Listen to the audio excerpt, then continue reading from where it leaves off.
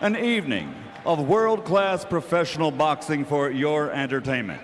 All bouts sanctioned by the California State Athletic Commission and sponsored by Sportsbook.com, and presented this first bout in association with DeBella Entertainment and Peltz Boxing. The three judges at ringside for this first contest will be Raul Caiz Sr., Marty Denkin, and Dr. Lou Moret. And when the bell rings, your referee in charge of the action, Ray Corona. And now, ladies and gentlemen, a non-title contest between two undefeated middleweights scheduled for 10 rounds. And ladies and gentlemen, somebody's must go. Introducing first, fighting out of the blue corner, wearing red and blue, official weight 161.5 pounds. Professional record, an excellent 16 victories, including 9 by knockout, with 2 bouts even. Originally from Haiti, now fighting out of West Palm Beach, Florida, the USBA middleweight champion, the undefeated Haitian sensation, Daniel Edouard.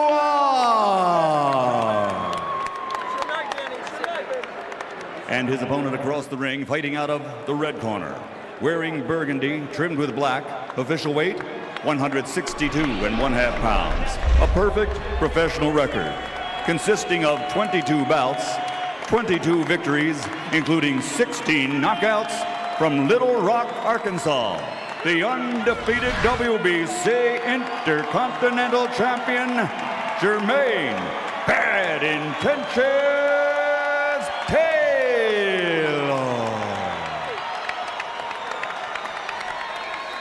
Go, gentlemen. Mouthpiece.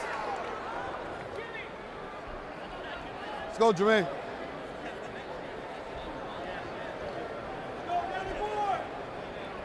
Mouthpiece. Go straight.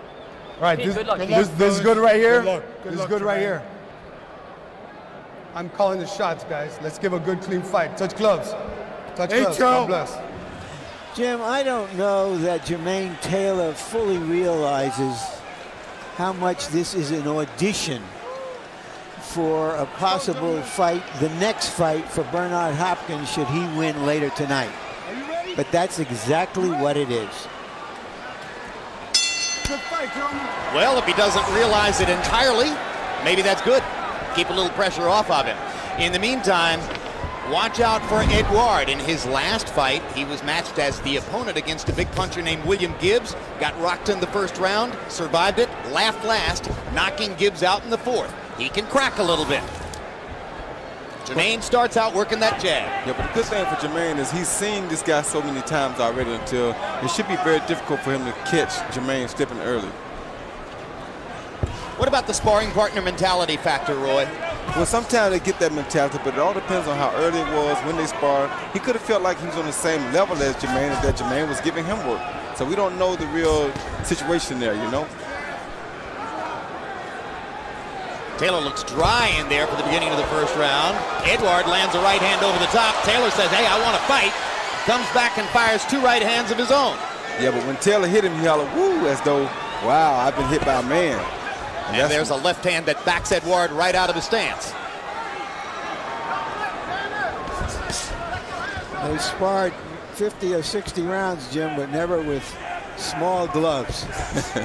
And how big a difference does it make, Roy? It makes a lot of difference, because then you don't realize how hard a guy is truly punching until you feel in these small gloves. With the headgear and the big gloves, it's a little bit different. You can take those right hands and they don't feel like that. That's why when he felt that right hand from Jermain Taylor just now, he hollered, woo! That's something he's never seen in that 50 rounds of sparring.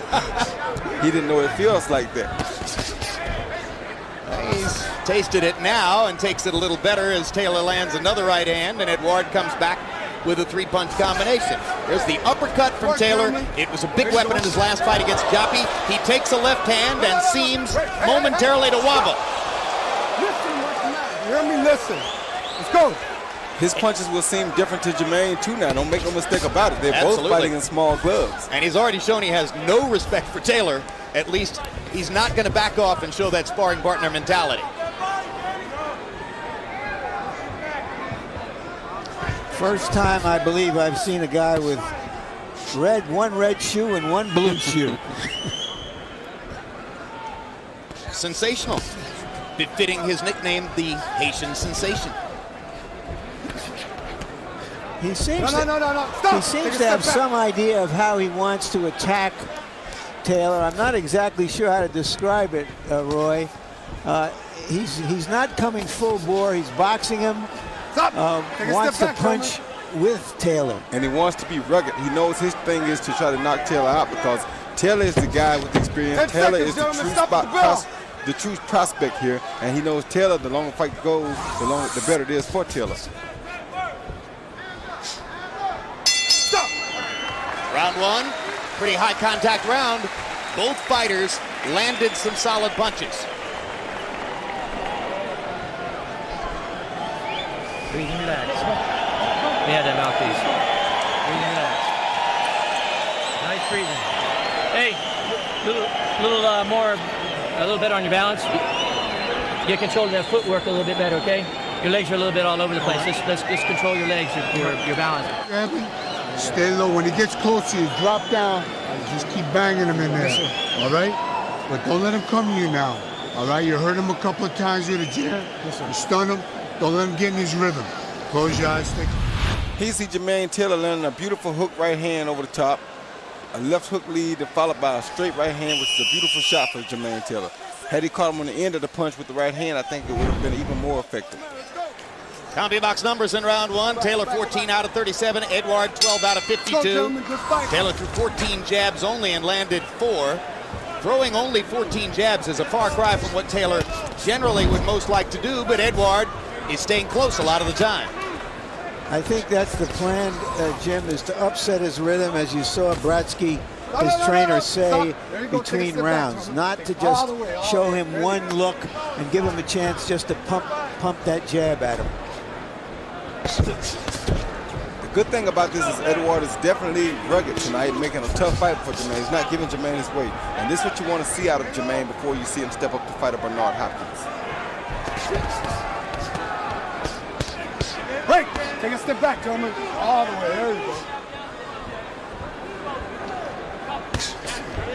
Solid jab to the center of the chest. Some jabs flick out or snake out. Taylor has a thudding jab. But the thing about Edouard is his biggest fight was an upset knockout victory, which is good for Taylor because Taylor goes the distance and it looks better because he's been having more fights going the distance. So he's definitely the experienced guy here. Stop. Don't hit. Step back. Already in his career, Taylor has fought veterans like Raul Marquez, Alex Bonima, and of course in the last fight, Jockey. These are guys who've been around and seen a lot. In Edouard, as Roy points out, he's fighting a less experienced fighter than himself. And that hard right hand staggered Edouard enough that Danny felt the need to hold on. Come on. Taylor had a perfect downward angle on the big right hand, and he feels like he's hurt Edouard. I don't think Edouard's legs are all there right now. Well, they're not all there, but he's not afraid. He's not intimidated by the big punch.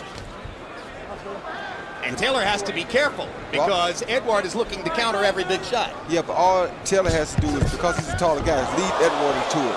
Break. Take a step back, gentlemen. You can see Edouard's punches starting to wear down a little bit already, so he has to lead him into a big shot. He just proved that he can hurt him. Now he has to be patient and hurt him again. How do you lead him into a big shot? Let him follow just like he's doing right now. Use the jab, make him reach at you for a big shot, and that's when you catch him. With that jab right there.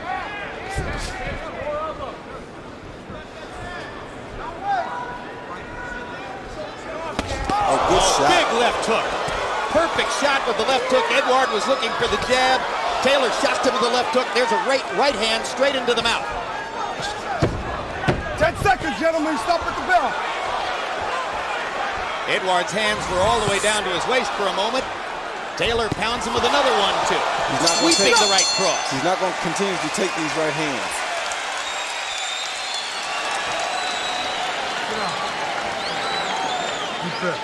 Now look.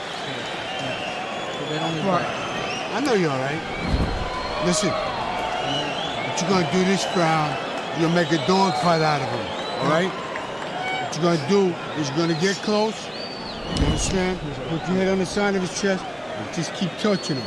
Okay. Don't let him step back. He steps back, you step with him. Okay. Right? You give him a little too much. He see Jermain landing a beautiful jab right hand right on Edouard's chin. I think that hurt Edouard pretty bad right there. Then he came back and landed a lead left hook. Edouard thought the jab was coming, and he leaned back and he walked right into a big left hook. Roy, if that right cross didn't hurt Edouard, he's superhuman. Hard to imagine better leverage on the punch. CompuBox numbers in round 2 found Taylor throwing 26 jabs, twice as many as he threw in the first round, landing 16, and that set him up to land 27 out of 43 total punches. That's a statistically brilliant round. This is the fight I believe that Taylor was expecting Edward to try to jump right in, not give him any room.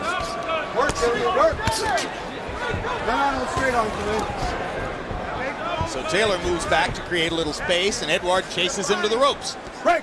Take a step back. Edouard's trainer, Pete Brodsky, said yesterday, Jermain Taylor never wants to have his back on the ropes. It's our job to try to put him there. Good double left hand by Taylor. Beautiful double left hand by Taylor. Downstairs, then upstairs. I love that shot.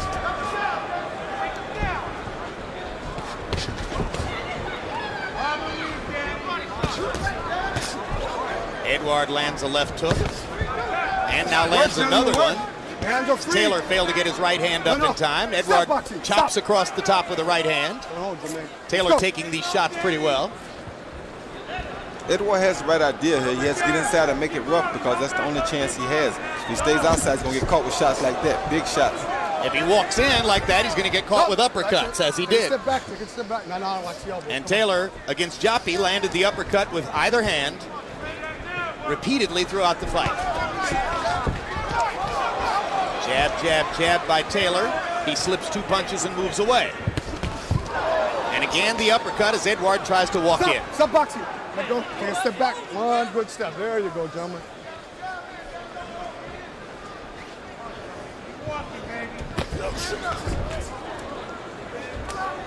Break. Stop boxing. How do you take away a man's uppercut, Roy? Come in at an angle? You come in at an angle and put a jab on him before you come. Jab will make him have to defend himself some, then you come behind it. Because if you just walk in and a guy's got a good uppercut, you're going to catch it every time. You're going to eat. You're going to eat leather. Step back. There you go. Whoa, watch out there.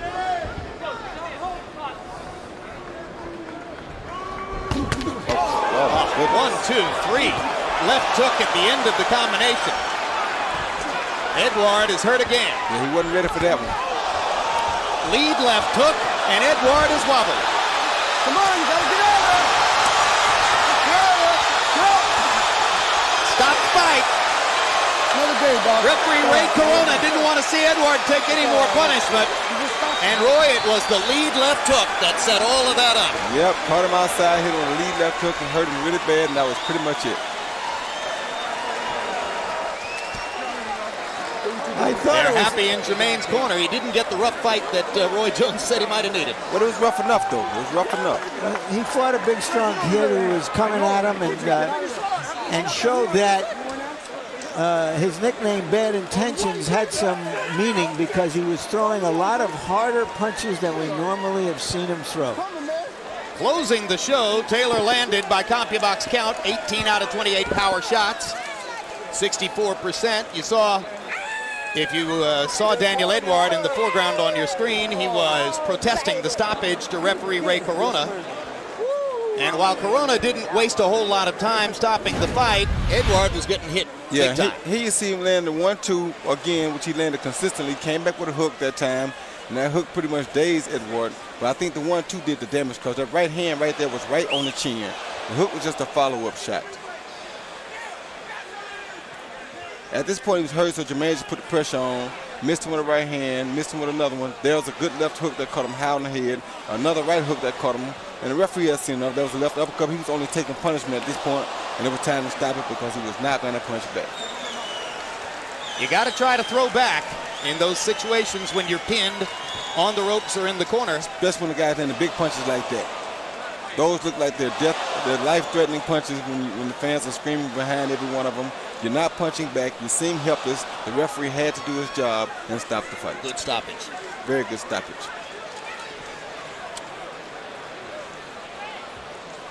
And once again, you see that guys like this, his experience level is not that of Jermain Taylor's. Yeah. So he was starting to wear at this point in the fight. So Taylor stretches his record to 23-0 with 17 knockouts. Let's go to Michael Buffer for the particulars. Referee Ray Corona steps in and calls a halt to this contest. The official time, 2 minutes, 26 seconds of round number 3. The winner by TKO victory and still undefeated, the pride of Little Rock, Arkansas, Jermain Bad Intentions Taylor.